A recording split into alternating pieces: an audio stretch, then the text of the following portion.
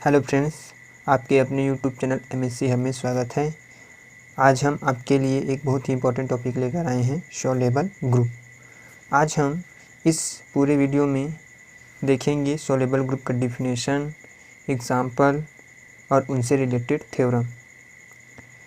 तो देखते हैं सॉल्युबल ग्रुप का डिफिनेशन क्या कहता है कि a group is said to be soluble if it has a sub normal series. हम किसी ग्रुप को सॉल्युबल कब कहेंगे? जब वह एक सब नॉर्मल सीरीज होगा।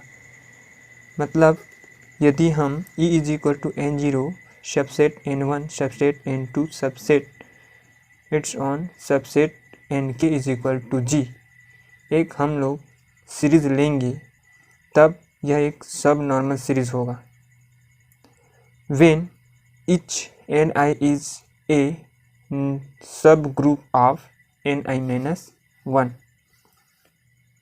एंड फैक्टर ग्रुप, या इसी को बोलते हैं आबेलियन ग्रुप, Ni-1 अपन Ni। तो हम किसी ग्रुप को सॉल्युबल ग्रुप कब कह सकते हैं? जब वह एक सब नॉर्मल ग्रुप होना चाहिए उसको, या सब नॉर्मल सीरीज होना चाहिए, और सेकेंड होता है आबेलियन ग्रुप होना चाहिए उसको, या इसी को बोलते हैं फैक्टर ग्रुप। तो Ni अपन Ni हम लोग का आबेलियन ग्रुप होगा और ये एक सीरीज होगा, तब हम किसी ग्रुप को क्या कह सकते हैं? एक सॉल्युबल ग्रुप, जहाँ i 1 2 3 के तक हम लोग पॉजिटिव इंटीजर मान सकते हैं। अब इसका एग्जांपल हम लोग देख लेते हैं कि every abelian group is soluble because it is sub normal series. जो प्रत्येक आबेलियन ग्रुप होता है वो सॉल्युबल होता है क्योंकि वो सब नॉर्मल सीरीज होता है। So that means 1 subset of G, यदि 1 को सबसेट G में लेंगे तो G upon 1 is equal to G। तो ये हम लोग का क्या हो जाएगा? सब नॉर्मल ग्रुप या सॉल्युबल ग्रुप। अब देखते हैं इनसे रिलेटेड एक थ्योरम है जो बहुत ही इम्पोर्टेंट है और एग्ज़ाम में पूछे गए हैं। तो हम लोग इसका थ्योरम भी साथ में कर लेते हैं कि a group is soluble if and only if Gk is equal to E and K is a integer, और जो K है वो एक हम लोग का सम इंटीजर है।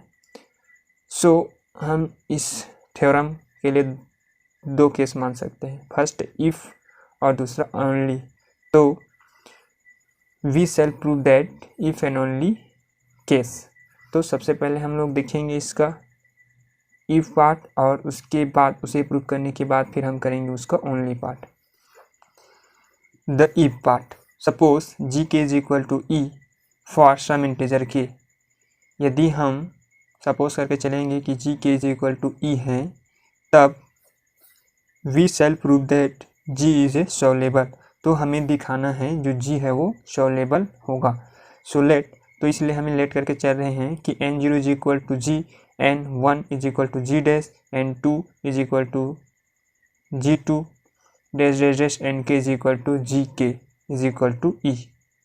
सिंस इस प्रकार से हम इसके लिए एक सीरीज लेंगे, E is equal to N0 subset of N1 subset of N2 subset of Nk is equal to G। So this series is a soluble series. इस प्रकार से ये जो सीरीज है हम लोग का एक सॉल्युबल सीरीज होगा। सो नाउ वी हैव, तो G इज ए नॉर्मल सब group of Gi-1।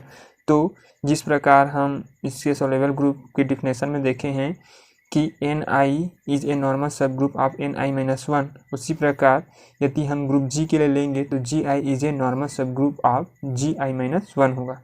And factor या आबेलियन ग्रुप हम लोग का हो जाएगा Gi-1 अपन Gi, जहाँ i होगा positive some integer 1 to k। Thus series first is a soluble series and G is a soluble. इस प्रकार जो ये सीरीज हम लोग को फर्स्ट सीरीज मिला है वो हम लोग का सॉल्युबल सीरीज होगा, और जो G है वो हम लोग का हो जाएगा soluble group.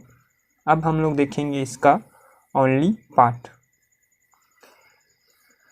Suppose G is a soluble group, हम इफ पार्ट में ये देख चुके हैं कि जो जी है वो हम लोग का क्या है, सॉल्युबल ग्रुप है। अब हम ओनली पार्ट में क्या देखते हैं कि यदि जी हम लोग का सॉल्युबल होगा so we shall prove that, तो हमें प्रूफ करना है G K is equal to E. Then K हम लोग का क्या है, सम पॉजिटिव इंटीजर है।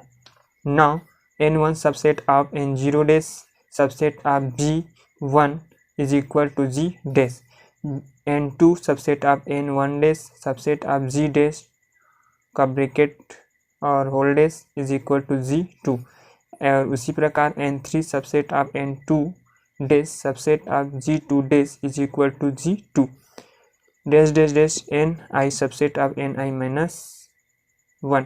या हम इसी को राइट कर सकते हैं हम g के लिए, तो ये हो जाएगा सबसेट ऑफ gi, और n के लिए हम लोग राइट कर सकते हैं कि subset of g K is equal to E. This prove that, इस प्रकार से प्रूफ हो जाता है ई सबसेट होगा g के का, दैट मीन्स g के सबसेट होगा e का। सो ये हो जाता है proof. So complete proof this theorem. दोस्तों यदि इस थ्योरम में कहीं भी डाउट हो तो प्लीज़ हमें कमेंट कीजिए, हम आपके डाउट को ज़रूर क्लियर करने की कोशिश करेंगे। So thank you for watching.